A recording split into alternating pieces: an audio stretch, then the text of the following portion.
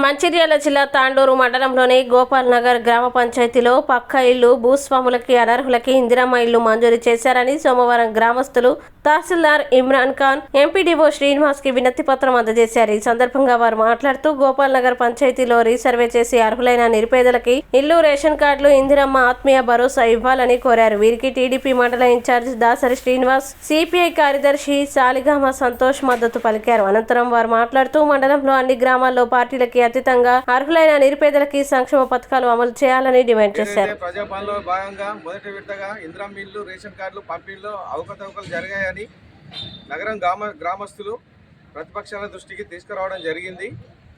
వారు తహసీల్దార్ గారికి, ఎంపీడీఓ గారికి వినతి పత్రాలు అందజేశారు. మళ్ళీ పునః పరిశీలించి అర్హులైన వారికి ఆధార్ కార్డు ద్వారా వెరిఫై చేసి అర్హులైన వారికి మాత్రమే ఇందిరమ్మ ఇల్లు కేటాయించాలని టీడీపీ తరఫున మేము డిమాండ్ చేస్తున్నాము. ఈరోజు గోపాల్ నగర్ గ్రామ ప్రజలు ఆవేదనకు గురై ఇందిరమ్మ ఇండ్ల సర్వే భాగంగా అవకతవకలు జరిగాయని చెప్పి వాళ్ళు ఈరోజు ఎంఆర్ఓ ఆఫీస్కు రావడం జరిగింది. అతనే స్పెషల్ ఆఫీసర్గా నిర్వహించడం జరిగింది. అతన్ని కూడా కలవడం జరిగింది. అతనికి వినతి పత్రం ఇవ్వడం జరిగింది. నా ఆధ్వర్యంలో ఏముండదు, ఎంపీఓ గారి ప్రజాపాలన అధికారి కాబట్టి అతని దగ్గరికి వెళ్ళి అడగడం జరుగుతుందని చెప్పడం జరిగింది. అందరిని తీసుకుని ఎంపీఓ దగ్గరికి రావడం జరిగింది. ఎంపీఓ ఆఫీస్లో అతనితో అడగడం జరిగింది. నేను అందరికి న్యాయం చేయకూడతా, నా ద్వారా ఏదైనా తప్పు జరిగితే గిట్ట ఏం చేయలేను, నేను ప్రతిదీ వాళ్ళకి అన్యాయం చేయకుండా న్యాయం చేయకూడతా అని చెప్పి హామీ ఇవ్వడం జరిగింది. ఈరోజు ప్రతిపక్షాల తరఫున మేము వాళ్ళని డిమాండ్ చేసి అడగడం జరిగింది. గోపాల్ నగర్ గ్రామ పంచాయతీ అందు ఒంటరి మహిళ అయినప్పటికీ కూడా ఎవరైతే అర్హురాలు లిస్టు జాబితాలో ఉన్నప్పటికీ కూడా ఒక నిరర్హురాల కింద అప్లికేషన్ రాకపోతే తిరిగి తీసుకోవడం జరిగింది. అందులో 2 అప్లికేషన్లను నేను జెన్యూన్గా చెప్పడం జరుగుతుంది. మొత్తం గోపాల్ నగర్లో 219 ఇందిరమ్మ ఇళ్లకు సంబంధించిన అప్లికేషన్లకు సర్వే చేయడం జరిగింది. అందులో మొదటి ప్రాథమిక జాబితా కింద 120 మంది పేర్ల గల జాబితా వచ్చింది. ఆ 120లో జెన్యూన్గా గల 2 మంది పేర్లు లేవు. ఒకటి ఎస్సీ క్యాండిడేట్ నుంచి, ఒకటి ఎస్టీ క్యాండిడేట్ నుంచి. కాసిపాక లక్ష్మి అనే ఎస్సీ క్యాండిడేట్, బుర్స సవిత అనే ఎస్టీ క్యాండిడేట్. వాళ్ళిద్దరు జెన్యూన్గా ఇప్పుడు మనకు గోపాల్ నగర్కి ఫర్ ఎగ్జాంపుల్ ఒక 5 యూనిట్లతో ఇల్లు ఇస్తే ఫస్ట్ 2 ఉండాల్సిన పేర్లు వాళ్ళవే.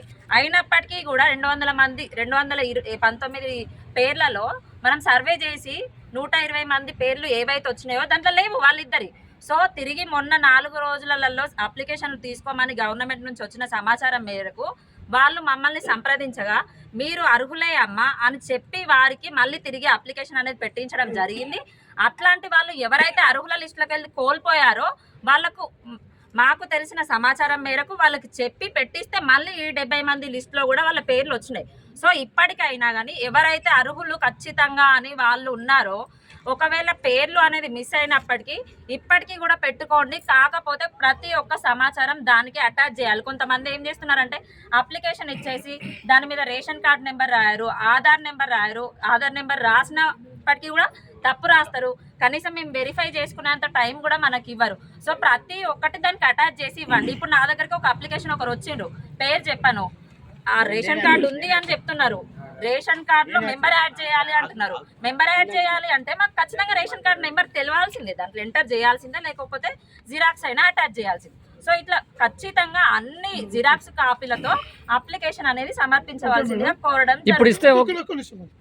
ఇప్పుడు అప్లికేషన్ తీసుకున్నది ఎవరు? మేమే తీసుకున్నాం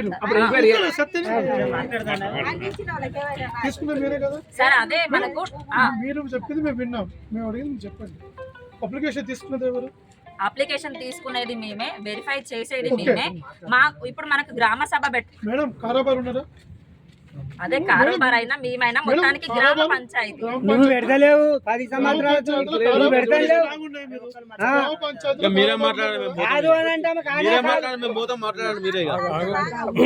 మొబైల్ నెంబర్ లేదు, ఆధార్ కార్డు నెంబర్ లేదు, రాస్తలేరు అన్నారు.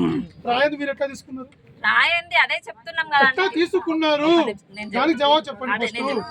కొంతమందికి ఇప్పుడు అప్లికేషన్ తీసుకొచ్చిన వాళ్ళు చదువుకున్న వాళ్ళు ఉంటారు, చదువుకొని వాళ్ళు ఉంటారు. అంటే మనం చెప్పే సమాచారం విన్న తర్వాత వాళ్ళు సరే చెప్పింది ఫాలో అయ్యే వాళ్ళు,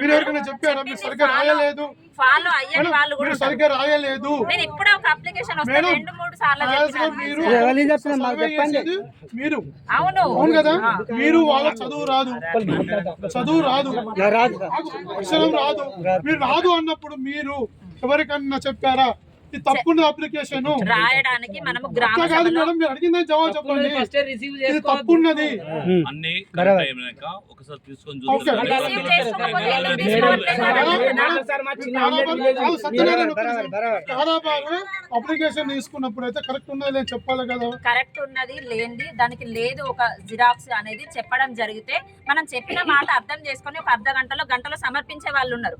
మనం చెప్పిన మాటను స్వీకరించి సమర్పించకుండా నేను ఇచ్చిందే మీరే అన్నారు కదా, అనేది తప్పులు సెకండ్ టైప్ వాళ్ళు కూడా రాసిస్తున్నారు ఉన్నారు. తీసుకున్నామని మీరే అన్నారు. మీ వాయిసే ఉంది కదా, ఎవ్వరు అనలే చెప్పలే మీ వాయిసే ఉంది కదా.